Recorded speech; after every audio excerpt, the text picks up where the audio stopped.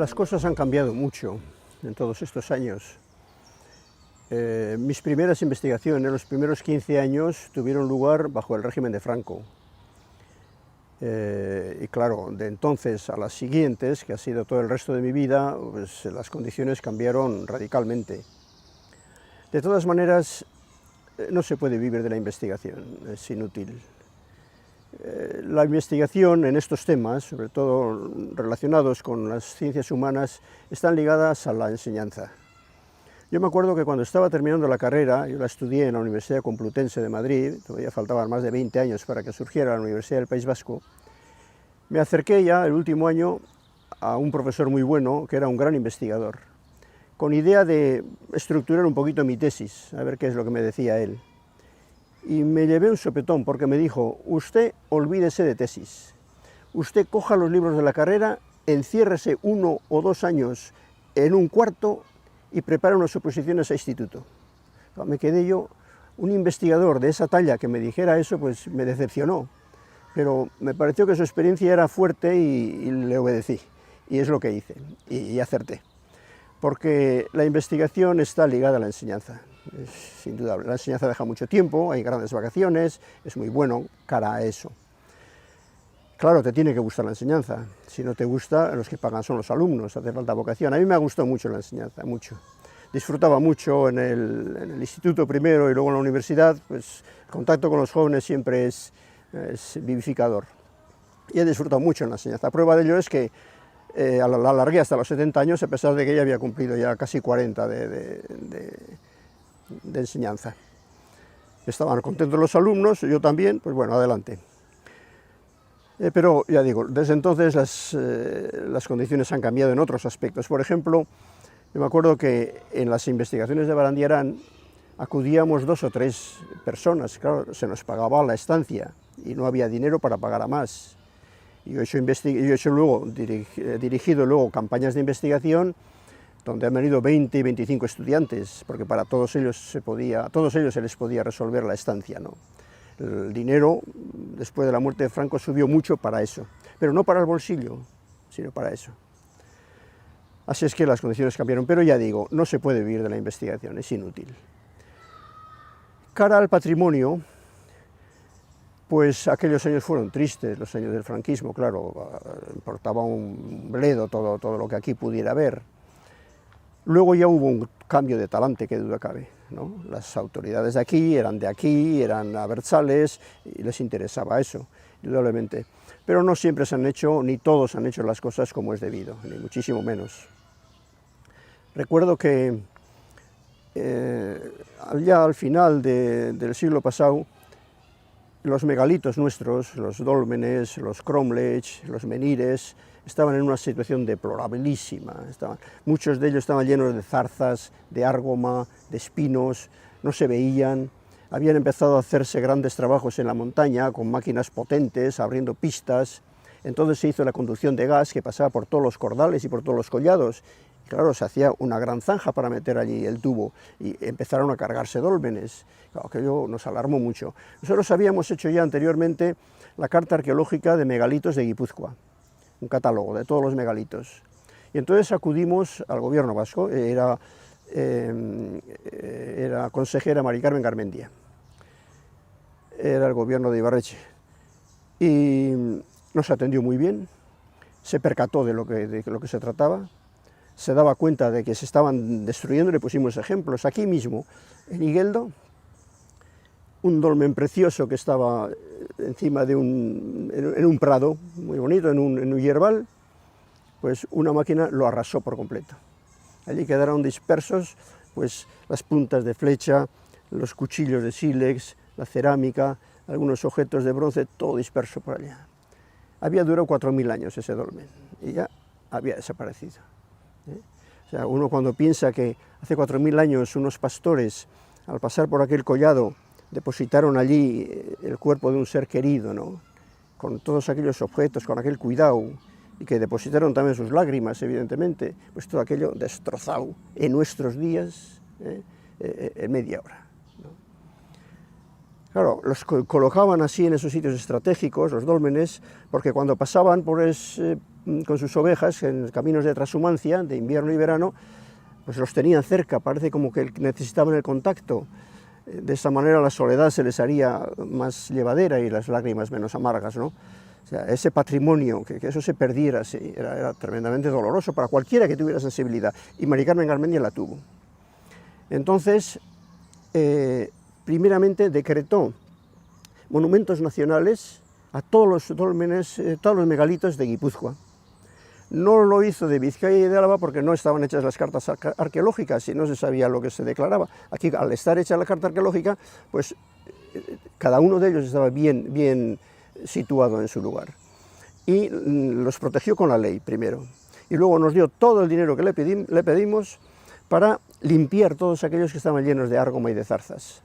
Y además poner un hito señalizador en el cual poníamos de qué se trataba, un monumento de tal época, y lo que significaba, etcétera, y de tal manera que los mendizales, que hay tanta afición aquí en la montaña, pues aprendían, veían, e incluso tuvo un efecto multiplicador, porque algunos de ellos, anda, pues si en tal sitio yo conozco uno así, y no está señalizado, y venían a decirnos, íbamos con ellos, y a veces resultaba ser otro dolmen que no conocíamos, y se amplió la carta arqueológica. Otras veces no, era un montón de piedras sin organización alguna.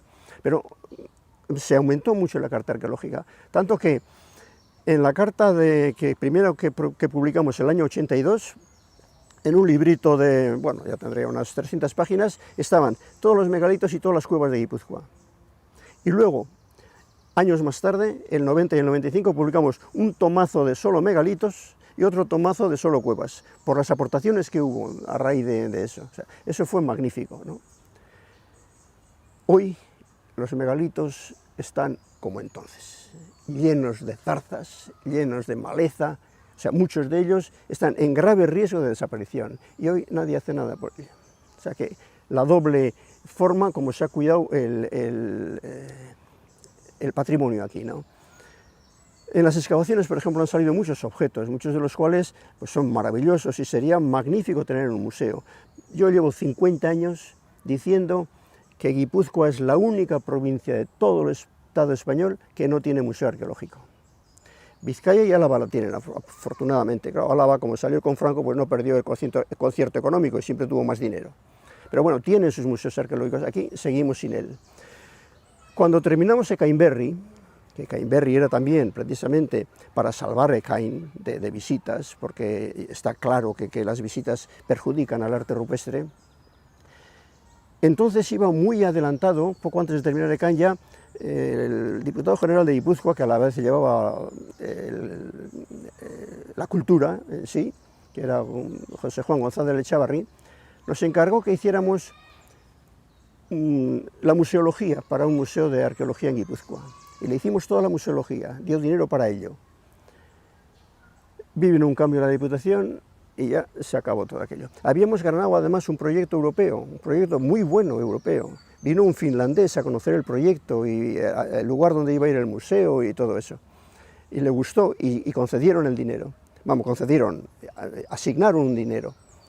Pero se perdió el dinero también. Y lo peor no es perder el dinero, se perdió el prestigio, porque con esas cosas se pierde el prestigio. Y nos hemos quedado sin esto. Yo me acuerdo que el museo ese, cuando iba ya muy avanzado, cuando se había terminado la museología, se hizo una presentación precisamente en Cestona, porque allí se estaba trabajando en la réplica de Ekain. Me acuerdo que dije que por fin azkenen proiektu hau egi berdaderoa gertatuko da Berastegin esaten den bezala, egi berdaderoa. Y no ha resultado así, aunque en aquel tiempo así lo pensábamos. Por tanto, una de cal y otra de arena en el cuidado de nuestro patrimonio. El patrimonio arqueológico no es nuestro. El patrimonio es para nuestros hijos y para nuestros descendientes. Es algo que viene del pasado y que lo tenemos que transmitir a los demás. Un pueblo sin memoria no es un verdadero pueblo. De la misma manera que el cerebro, para pensar, necesita de recuerdos, cuando terminan los recuerdos llega el Alzheimer. Los pueblos necesitan también de recuerdos, si no les llega el Alzheimer igual que a nuestro cerebro. De manera que eso es el patrimonio. Por otra parte, Me acuerdo yo que cuando participamos en las excavaciones de Nubia, yo estuve también allí en el Sudán trabajando cuando se hicieron el salvamento de los tesoros de Nubia, y se iba a construir una gran presa allá en Asuán. André Malraux, que era ministro de Cultura en Francia, dijo que lo más grande que un hombre puede hacer en su vida es salvar a algo de la muerte. Claro, allí iban a quedar todos aquellos tesoros de Nubia bajo las aguas, a 60 metros de profundidad, porque a 60 metros crecía el embalse. Y todo aquello se salvó gracias a 18 misiones de 18 países distintos que acudimos allí pues, a hacer excavaciones con urgencia para salvar esos tesoros de Nubia, ¿no? Y eso decía que lo más grande que un ser humano puede hacer es salvar algo de la muerte. Pues nosotros tendríamos que tener conciencia también de eso mismo y salvar de la muerte a estas cosas que están ahora en peligro de muerte, ¿no?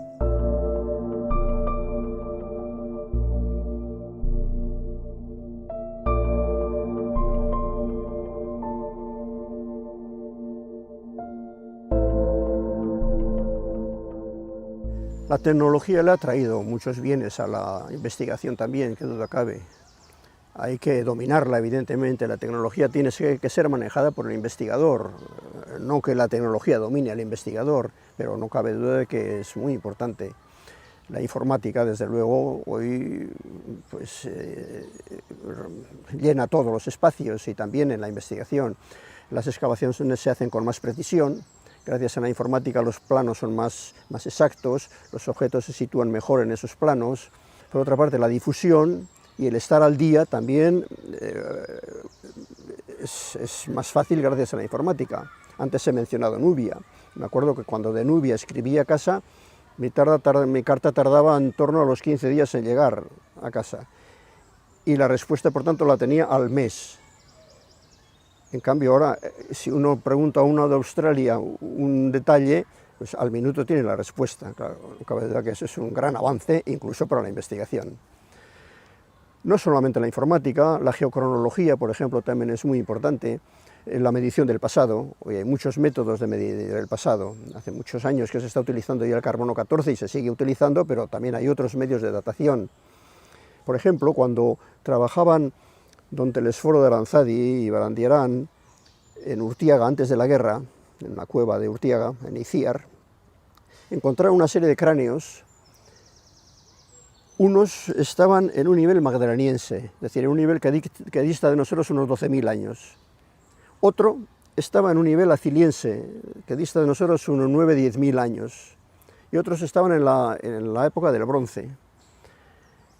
Ocurría que el cráneo más profundo, el magdaleniense, tenía caracteres cromañonoides, y los del nivel intermedio, que digo de hace unos 9.000 años, de la aciliense, tienen unos caracteres intermedios entre cromañón y vasco actual. Y los otros, los que estaban en la parte superior de la época del bronce, tenían aspectos de vascos actuales. Entonces, Aranzadi, don Telesforo, que era antropólogo, catedrático de antropología física en la Universidad de Barcelona, y de una teoría muy sugerente, que es que todos se preguntaban de dónde han venido los vascos. No, el hombre de Cromañón, que poblaba Europa, muchas regiones de Europa, en unos sitios evolucionó hacia la raza dinárica, en otros hacia el tipo escandinavo, en otros hacia el tipo vasco actual. O sea, no hemos venido a ningún lado, sino el hombre de Cromañón, que se asienta también aquí evoluciona hacia el tipo vasco, que conocemos. Yo me acuerdo que le pregunté más de una vez a don José Miguel, porque el sitio donde trabajaban era un sitio muy recóndito de la cueva, estrecho, trabajaban con luz de carburo, muy deficiente iluminación, y entonces le dije, ¿están seguros de que realmente aquel cráneo era del magdaleniense y que el otro era del aciliense? ¿Están seguros de eso? ¿No será acaso que cavaron allí una tumba y metieron los cráneos, los del bronce, pero en zona profunda, claro, interesando a niveles magdalenienses?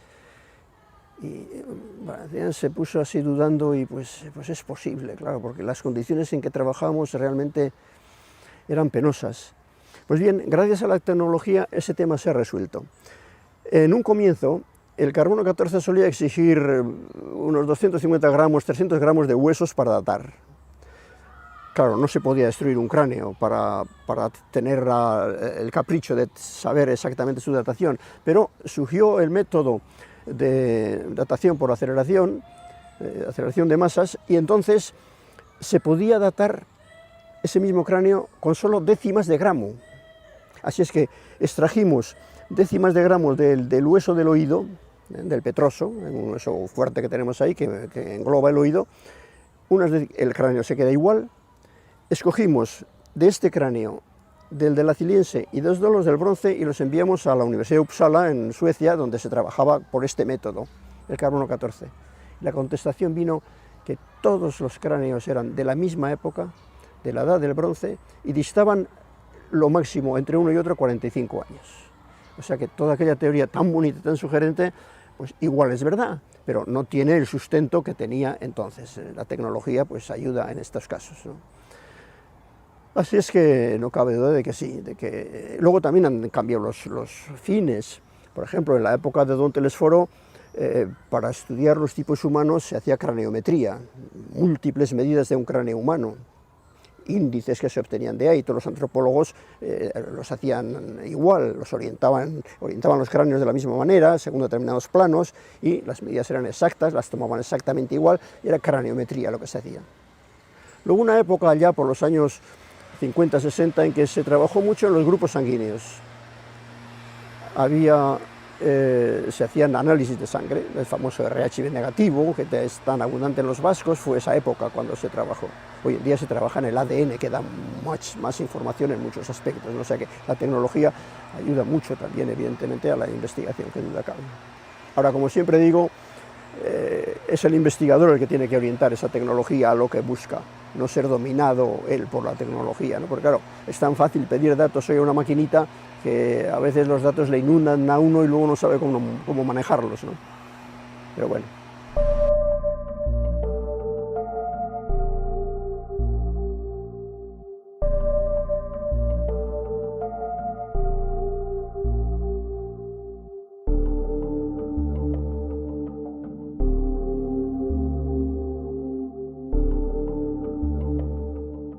Pues sí, estaría muy bien que participaran más en la política, pero me parece que cada vez eso va en dirección contraria. Si pensamos en el nacimiento de la democracia, en Grecia precisamente, tan al día estos días, pues allí se reunieron un plantel de intelectuales que participaban en la política, ¿no? Y no es raro que allí naciera la democracia. Pero es que la misma política no está en manos de los financieros hoy en día. Yo creo que el mundo está financiarizado de tal manera que ni los políticos casi parece que mandan. Yo no sé si manda Rajoy y Hollande o mandan pues la gran banca y los grandes poderes económicos. Entonces los intelectuales todavía están más lejos, ¿no? A ese respecto, he sido siempre optimista en mi vida, pero me siento bastante pesimista. No sé si... Ha habido políticos, y hay políticos que sí, que recurren a veces a los intelectuales. El mismo Ibarretxe de vez en cuando hacía reuniones con intelectuales de distintos colores ante determinados problemas que traía entre manos, ¿no? Y otros también lo hacen, pero yo creo que son excepciones. Y el intelectual pues cada vez entra menos ahí. Por otra parte, el político, sobre todo el político bajo, el político de pocas miras, quiere resultados rápidos. Está mirando las siguientes elecciones. Él quiere que se le responda rápidamente y querer logros, pues como digo, con rapidez, porque su fin es las elecciones, ¿no? El pueblo como tal, ¿no? Mientras que el intelectual pues trabaja a plazo mucho más largo, no tiene prisa, trabaja con descanso, con sosiego, con reposo. Y hoy en día pues sí, los políticos buenos pues deberían de trabajar también así. Algunas cosas hay que hacerlas a corto plazo, evidentemente, pero otras cosas deberían de programarlas a más largo plazo, y ahí podrían tener más ayuda por parte de los intelectuales, pero me temo que eso no es lo que hoy se estila, ni mucho menos.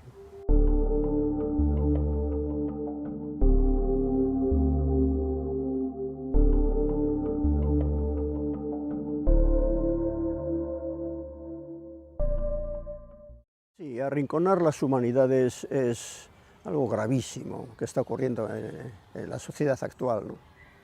En todo el mundo. Es gravísimo, me parece a mí.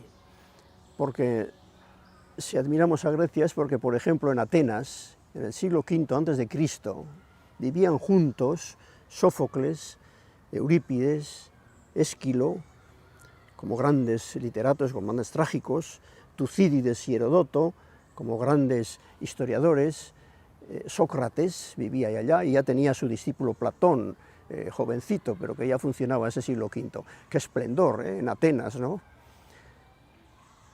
Y claro, esas humanidades han dado vida a Europa, evidentemente, ¿no? Por tanto, la pérdida de las humanidades es gravísimo, perder el arte, la historia, la poesía, ¿no? Zatozki da goiarnaz, egizun erekin lan, herri baten arnaza mamitu dezadan, geroak esan beza, herri bat izan zan, edo tahatze maiogun ontan iraun dezan. Ese es el comienzo de Orixe, de Euskaldunak, del poema, ¿no? Pidiendo ayuda para emprender la tarea que iba a hacer. Eso no se puede perder, o sea, la poesía no se puede perder. Si se pierde un valor inmenso, evidentemente, ¿no? Es tremendo. Y lo mismo pasa con las ciencias puras también. Las ciencias puras son aquellas que no buscan aplicaciones. Para un científico puro, para un biólogo puro, tiene la misma importancia la mariposa que revolotea por las cumbres de Izcorri que la vaca que pasta en el campo, ¿no? Para un veterinario no, claro, la vaca es lo que atiende, la mariposa le trae sin cuidado, es una ciencia aplicada. Mejor dicho, yo creo que no existen ciencias puras y ciencias aplicadas, sino existen las ciencias y luego las aplicaciones de las ciencias. El científico puro no se pregunta por la aplicación. Cuando Galileo estudiaba cómo se comportan dos cuerpos en el espacio, le interesaba eso. No estaba pensando en los satélites artificiales de hoy en día, evidentemente. Distaban muchos siglos todavía para ello. ¿Cómo se comportan dos cuerpos? Y cuando ya domina eso, ¿cómo se comportan tres cuerpos? Y se ve que las cosas se complicaban mucho, pero estaba poniendo las bases de la mecánica celeste, gracias a la cual hoy están los satélites ayudándonos tanto en la meteorología, en las comunicaciones, en tantas cosas, ¿no? Cuando Mendel, por ejemplo, estudiaba cómo se hereda el color de los guisantes, que ni siquiera eran guisantes comestibles, eran guisantes de olor, eran guisantes ornamentales, no le importaba no pensaba ni en la mejora genética, ni en la mejora de cultivos, ni en la zootécnica, ni nada de eso, zootecnia, ni nada de eso. Pensaba en cómo se hereda el color. ¿Por qué a veces la segunda generación no se parece a la primera, sino que se parece a la parental? Es decir, ¿por qué los nietos a veces, más que a sus padres, se parecen a los abuelos? Eso le interesaba, cómo se hereda el color. Y tuvo líos con el mayordomo del convento allá en Brünn, en Chequia actual. Porque el mayordomo se quejaba al prior de que aquel chalao estaba pidiéndole cada vez más terreno en la huerta, y la huerta lo que tenía que dar es patatas y hortalizas para la comunidad, no para que jugara aquel fraile con sus chaladuras, ¿no? Afortunadamente el prior le hizo caso a Mendel y no le hizo caso al mayordomo, pero bueno, esa es la ciencia pura. Luego vendrán las aplicaciones, y hoy estamos viendo las grandes aplicaciones de la genética, pero gracias a que a Mendel le interesaba saber cómo se le heredaba el color de la corola de las flores de los guisantes.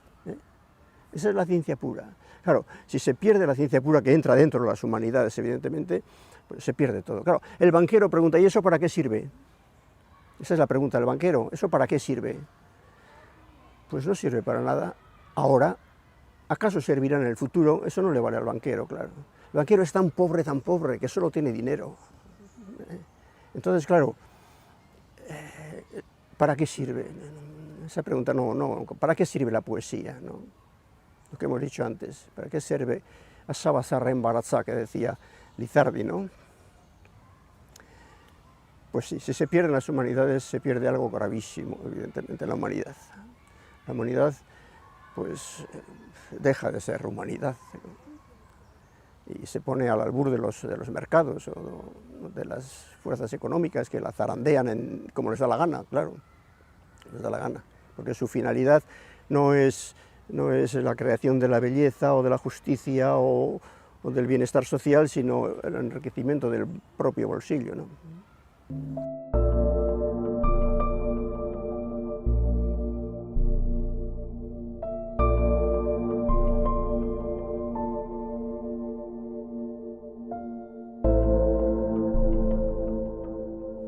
Los ciudadanos creo que poca cosa podemos hacer en la actualidad ante esos grandes poderes económicos, muy poca. Si los políticos, decía hace un momento, no son los que mandan, sino están mandando las grandes finanzas y lo único que podemos es votar cada 4 años. Pero incluso en las votaciones no votas al que quieres, sino votas al que el partido te pone allí en la lista, ¿no? Esas famosas listas cerradas se deberían de organizar de otra manera también las elecciones. Pero bueno, algo es algo. Pero aparte de eso, ¿qué podemos hacer? Yo no sé, me siento muy pesimista respecto a eso.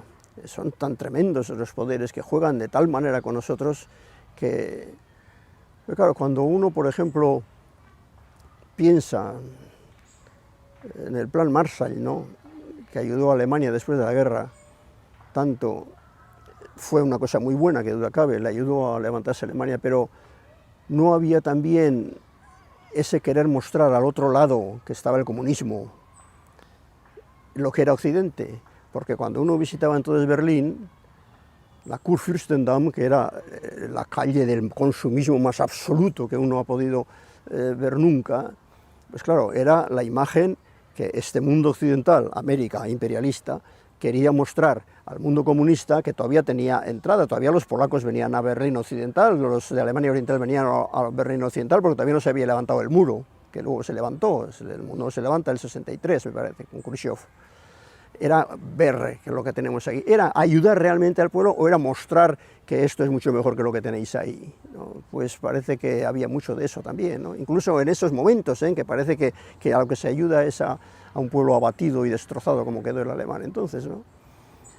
Pero es que duda cabe que también le vino bien a Alemania el plan Marshall, no se puede criticar sin más ni más, pero que no era tan limpio como a primera vista pudiera totalmente parecer. Así es que los ciudadanos ante esas fuerzas, yo creo que muy poco podemos hacer. Ya digo, elegir cada 4 años a nuestros representantes, pero luego ellos se olvidan también de nosotros y siguen su camino, y poco antes de las elecciones otra vez nos pasan la mano por el hombro para ver si les votamos a ellos, y un poco triste es esta historia, sí, un poco triste.